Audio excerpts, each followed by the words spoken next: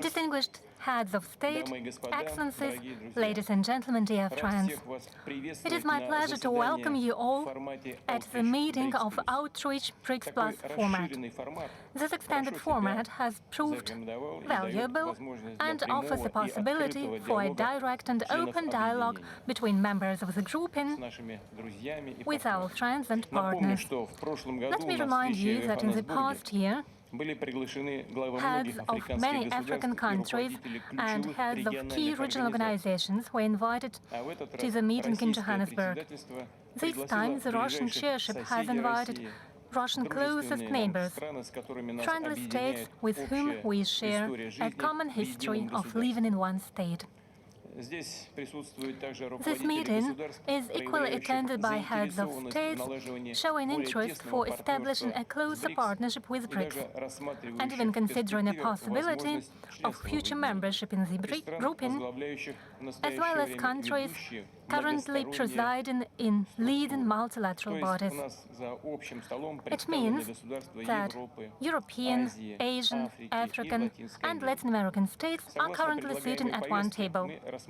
In line with the proposed agenda, we are about to consider the topics of particular interest for international community, including sustainable development, eradication of poverty, adjustment to climate change, exchange of technologies and knowledge, as well as fight against terrorism and cross-border crime. Naturally, we will pay particular attention to the issues of peaceful settlement of conflicts, and primarily we will have a serious conversation on the escalation in the Middle East. It is of extreme importance for BRICS member states to discuss these topics with like-minded states from Global South and East. All our states share similar aspirations, values and vision of a new democratic world order, reflecting the entire cultural and civilisational diversity.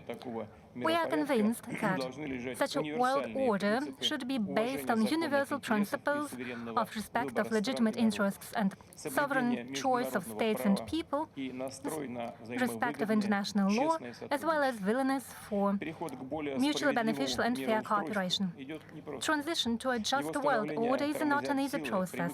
It is being hindered by forces who are used to think and act in the spirit of dominance over everyone and anything, under the guise of a rules-based order that is being imposed upon the world. We see attempts to contain growing rivals and independent development of African, Asian and Latin American countries free of anyone's control.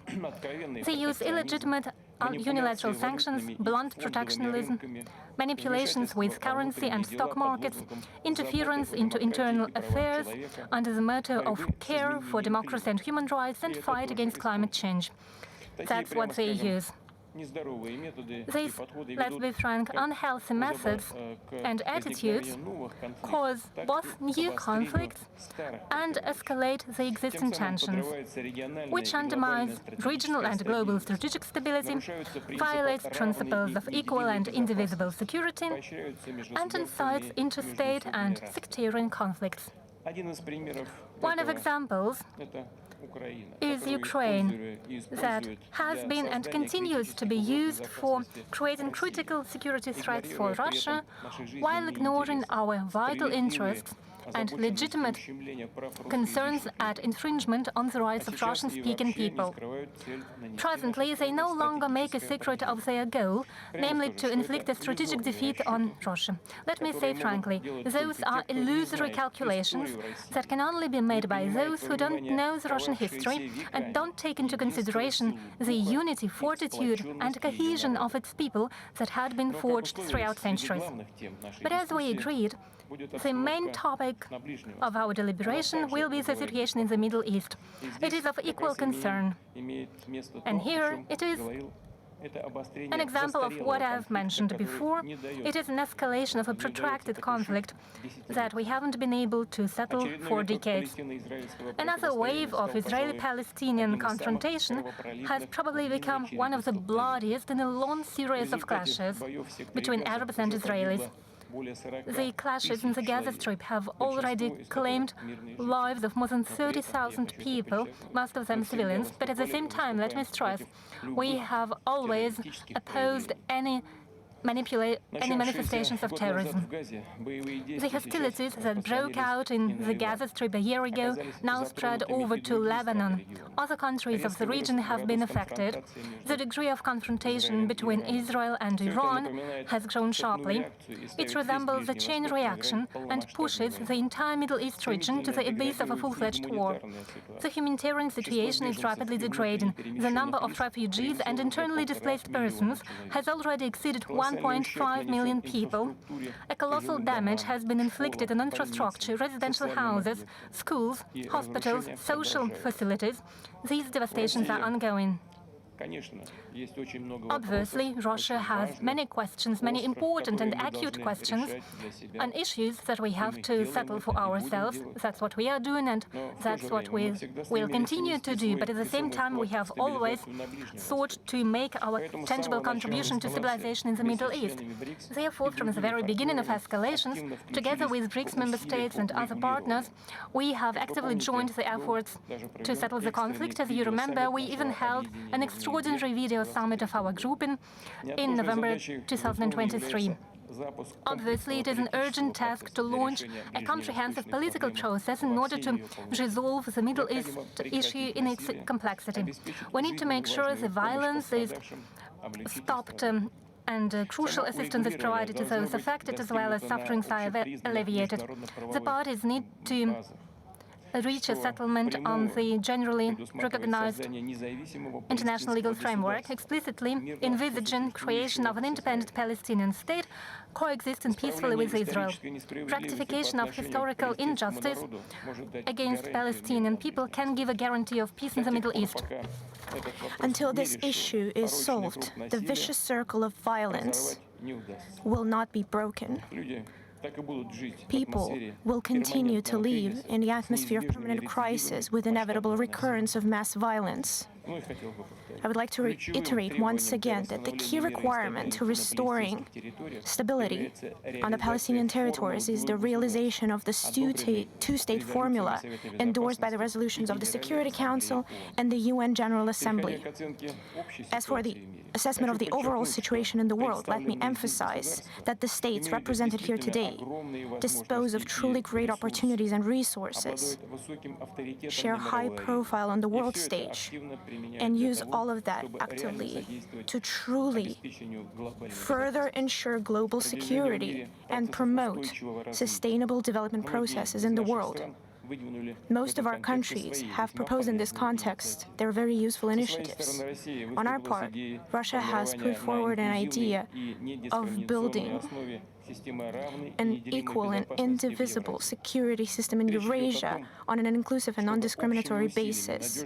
The idea is to join efforts in order to effectively ensure true stability and peaceful coexistence of all states and people on the continent. And of course, it is quite symbolic that today's meeting is taking place on the United Nations Day.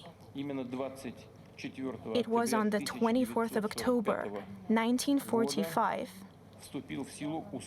that the UN Charter came into power, the principles of which, for over 8 decades, have been a cornerstone of interstate relations and international law. This universal organization should continue playing a central role in sustaining peace and security, assisting in steady progressive growth. Meanwhile, to ensure the effective functioning in the future of the UN, we believe it is important to adapt its structures to the realities of the 21st century.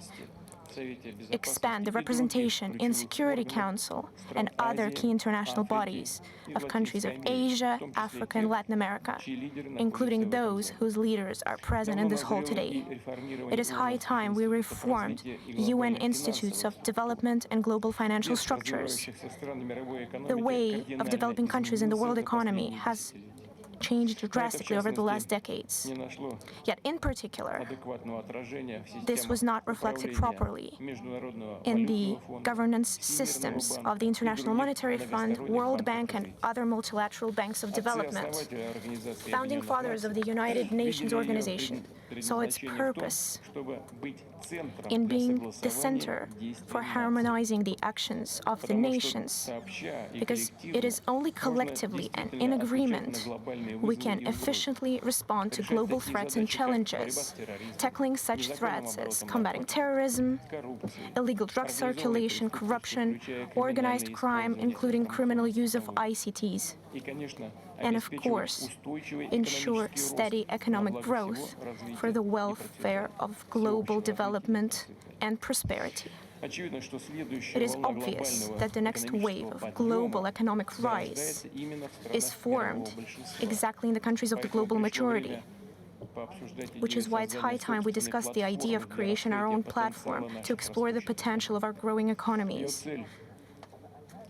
Its goal is to increase the investment flows to the countries of BRICS, Global South and East, as well as focusing on investments into great infrastructure and technological projects.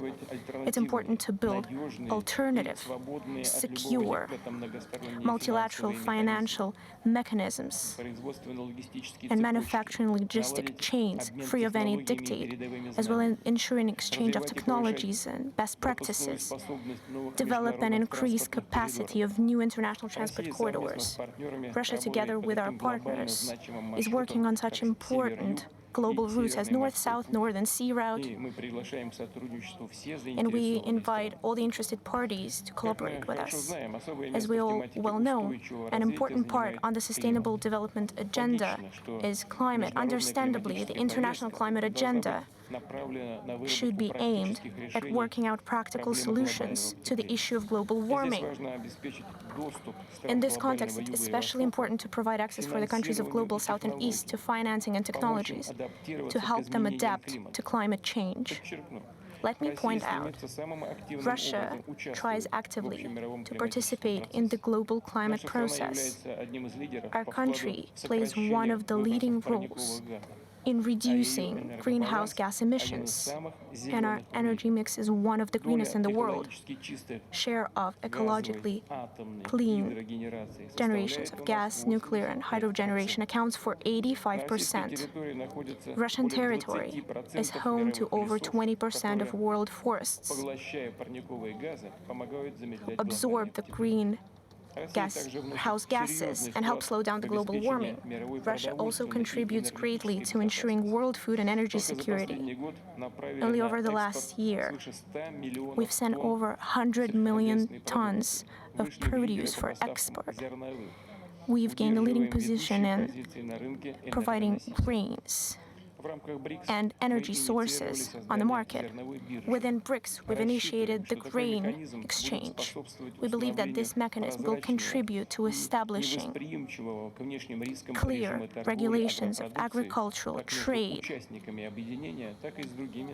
resistant to external risks, both with the members of these organizations and with our other partners. In conclusion, let me emphasize once again that Russia, as well as other BRICS states, is open to joint work with countries of the Global South and East to promote an inclusive and sustainable developments toward building a better world, a world that takes into account opinions and interests of each people, respects their right to sovereign development, their originality, recognizes the absolute value of all the cultures, traditions, and religions with no exception.